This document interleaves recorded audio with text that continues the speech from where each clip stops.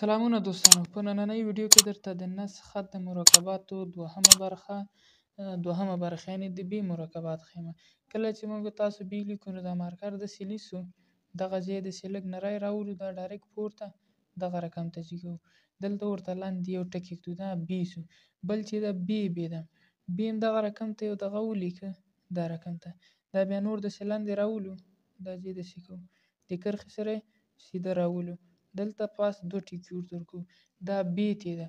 بل چې دا ب ج ده، دغه رقم ته پورته خوا نه داسې بوته، دا بیرته داسې بوځئ. کله مو چې دا بوته، دا بیرته شاته داسې راولئ. دا ځای چې شاته راوړسه، دا ځای ګول کړئ. دا چې کله ګول کړم داسې پورته یې بوځئ، ج ته دلته ټکی ورکوئ او ب ته دلته ټکی ورکوو، دا ب شو. بل چې دا ب ج ده، وښئ ب دال ده، ب دال هم لیکه، دغه رقم ته یې ولیکئ، دلته لاندې ورته یو ټکی کېږدئ. له دې ځای نه پورته یې ولیکئ، لکه ر غوندې داسې راځي. نور موږ مطلب ټول ترېنه د دال اخلو، ب دال. بل چې دا ب ر ده، ب ر هم لیکه، دا رقم ته مو لیکه، دا رقم ته دغه ځای لږ ډبل راولئ. که چېرته قلم باندې هم لږ دغه ځای ورته داسې جوړوو، خو له ټولو نه صحیح ده. دا ب ر ده. بل چې دا ب س ده، ب س هم دغه رقم ته یو دانه ولیکه، لکه دغه رقم ته یا همدا رقم ته. دا ځای هم داسې راوله او دغه ځای هم داسې ډبل راوله. کله چې دا ډبل راوسته، دا ځای لږ جګ راځي، دا بیرته شاته راوله داسې. چې شاته دې راوسته، دغسې ګول بوځه دا رقم ته، دا ب س ده. بل ب س هم چې کله لیکه، هغه دا رقم ته لیکو. دلته پورته خوا نه هم دغسې یو خط ولیکه، لکه دا رقم ته. دا به داسې کش راولې. کله چې کش راوسته دا رقم ته، نو دلته به د همغه س غوندې دا رقم ته ولیکې، ورته ښه ښایسته ګول. نو دا ب س ده. بره سر کې به ورته د س یو 3 غاښونه ورکړي. بل چې دا ب ص ده، ب ص هم چې کله لیکه، لکه همغه رقم ته ګوره، قلم یې تاسو مایل غوندې، دا رقم ته مو لیکه داسې. دا سر هم لږ تللی، دا به لږ داسې راولئ. له دې ځای نه به دا قلم داسې په نرۍ څوکه باندې هغه کړې، دا جګې، دا به بیرته داسې راولئ. له دې ځای نه پاس به یې پرېږدئ، دا ځای به یې دلته داسې کړئ. ګوره ب ص ترېنه جوړ شو. دا ځای به یې نور همغسې لکه د س غوندې کړې، ښه ښایسته ګول، ب ص.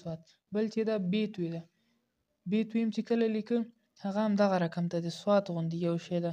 دا رقم ته مو لیکه، دې ځای نه تو یې داسې ورجګ کړه، دا بیرته داسې راوله. کله هم دا بیرته راوځه، دغه ځای داسې کړه، له بره ځای نه به الف یې راښکته کړې، دغه بیخ نقطې نه به یې لږ پاس ورته راولې. دا چې ده ب ع ده. بل چې دا ب ف ده، ب ع ده، ب ع هم دا رقم ته ولیکه، دا پورته بوځي. کله هم چې پورته بوځي، دې ته یو داسې دایره غوندې شکل ورکړي، دغه منځ یې ډک کړي. منځ هم چې ډک کړي، دا بیرته داسې راولي. دا ځای داسې راځي لکه د ج یا د ح غوندې، ب ع.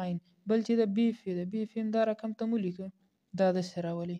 چې دا رقم ته هم راوسته، دا ځای نور داسې همغه ساده د ف یا د ب غوندې ده، ب ف. بل چې دا ب ق ده، ب ق هم چې لیکه، هم دغه رقم ته یو دانه ولیکئ، دا رقم. ګوره دا ځای هم چې کله داسې راوسته، دا ځای نور داسې راځي لکه د س یا د ص غوندې، ب ق. بل چې دا ب ک ده، ب ک هم چې کله لیکه، دا رقم ته یې داسې ولیکئ، ب الف غوندې.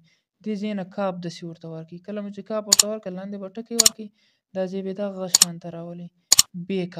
بل چې دا ب لام ده، ب لام هم چې لیکه، ب الف هم دا رقم ته ولیکه، دا ګوره ب الف ده. نور به دا ځای به یې داسې راولئ. دا ځای هم چې راوسته، دا ځای داسې کړئ لکه د س یا د ص دغه اخرنی قاف. دا بل چې دا ب م ده، ب م هم چې لیکه، هغه هم دا رقم ته ولیکئ داسې، دا ځای داسې کړئ، دا بیرته لاندې ښایسته داسې ټیټ کړئ لکه الف غوندې. بل ب واو ده، ب ن ده، دا ځای هم داسې کړه، دا ځای داسې راولئ لکه د س غوندې، ب ن. بل ب واو ده، ب واو هم دا رقم ته مو لیکه، دا ځای لکه کاف غوندې داسې ولیکه، نور دا ځای داسې راځي لکه دال غوندې.